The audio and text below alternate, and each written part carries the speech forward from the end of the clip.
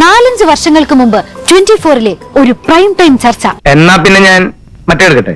മറ്റേത് ഏത്? പിന്നെ താങ്കൾക്കൊരു വിചാരമുണ്ട്, താങ്കൾ നിലവാരത്തിന്റെ ഒട്ടക പുറത്ത് ഏറിയിരിക്കുന്ന ആളാണ് എന്നുള്ള വിചാരം. നിങ്ങളെ ഹാഷ്മി ഇപ്പൊ എന്താ നടക്കാത്തെ? കോഴിയുടെ കാര്യം പറയാം. ഹാഷ്മി ഇപ്പൊ കോഴിയെ കുറിച്ച് പറയാത്തെന്താ അറിയോ? കോഴി രാഹുൽ ഹൈ, സ്ത്രീകളുടെ പിന്നാലെ അശ്ലീലം പറഞ്ഞ് നടക്കുന്ന ആളാണ് രാഹുൽ മാങ്കൂട്ടത്തിൽ നിന്ന്. ഗോപാൽജിക്ക് 4-5 വർഷം മുന്നേ തന്നെ എങ്ങനെ മനസ്സിലായി? നിങ്ങളാൾ കൊള്ളാലോ. 24-ൽ വെച്ചിട്ടാണ് ഈ ചർച്ച ഉണ്ടാവുന്നത്. വ്യക്തിപരമായിട്ട് അയാൾ എന്നെ ആക്ഷേപിക്കാൻ ശ്രമിച്ചു. ഞാനത് വെറുതെ പറഞ്ഞതല്ല ആ പേര്. പിന്നല്ല, ഞങ്ങളുടെ രാഹുൽ മാങ്കൂട്ടത്തിൽ MLA ഇത് ഇന്നലെ തുടങ്ങിയ പരിപാടിയല്ല.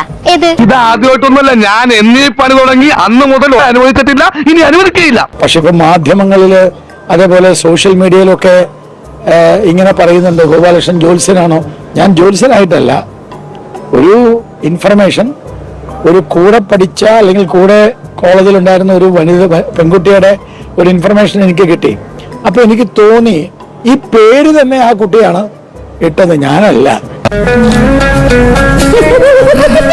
അപ്പൊ എനിക്ക് തോന്നി എന്നെ ആക്ഷേപിച്ചപ്പോ എന്നാ പിന്നെ ഇത് കിടക്കട്ടെ എന്ന് വിചാരിച്ചു. ശരി, പരാതിക്കാരുടെ ലിസ്റ്റ് അപ്പൊ ഇങ്ങനെയുള്ളല്ലോ. എല്ലാത്തിനും ഉത്തരം പറയാൻ വേണ്ടിട്ട് പാർട്ടി നേതൃത്വം കുറെ കഷ്ടപ്പെടേണ്ടി വരുമല്ലോ സതീശേട്ടാ. നീ ഇതൊന്നും കേൾക്കണില്ലേ? കേൾക്കാതിരിക്കാൻ അവന്റെ ചവിട്ടി പഞ്ഞു വെച്ചേക്കും. ഞാനൊരു വഴി കണ്ടുവച്ചിട്ടുണ്ട്. കുറച്ച് വിഷം മേടിച്ചത് എന്റെ പോക്കറ്റിലുണ്ട്. തീരെ നിവൃത്തിയില്ലാതെ ഞാൻ അത് തന്നെ തിന്നും. വാസ്തവ വിരുദ്ധമായി ഇത്തരം പരാമർശങ്ങൾ ഒഴിവാക്കണം. സത്യം പറയുമ്പോൾ മുഖം ചൊളിച്ചിട്ട് കാര്യമില്ല. അയ്യോ, ഇപ്പോഴും ഇങ്ങനെ ടെസ്റ്റ് ആവല്ലേ? അപ്പൊ ബാക്കി വരുന്ന പരാതികൾക്കൊക്കെ ആരും മറുപടി പറയുന്നേ?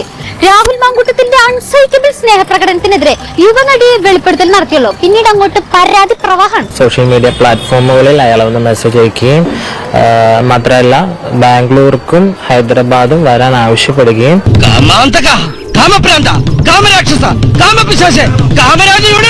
അവന്റെ മാസ്റ്റർ പീസാണ്, അതിൽ കൈവെക്കാൻ ആരെയും അനുവദിക്കില്ല. എന്താ മോളുസേ, ട്രിപ്പ് മോഡ് ഓണാവുന്ന ഇഷ്ടമില്ല?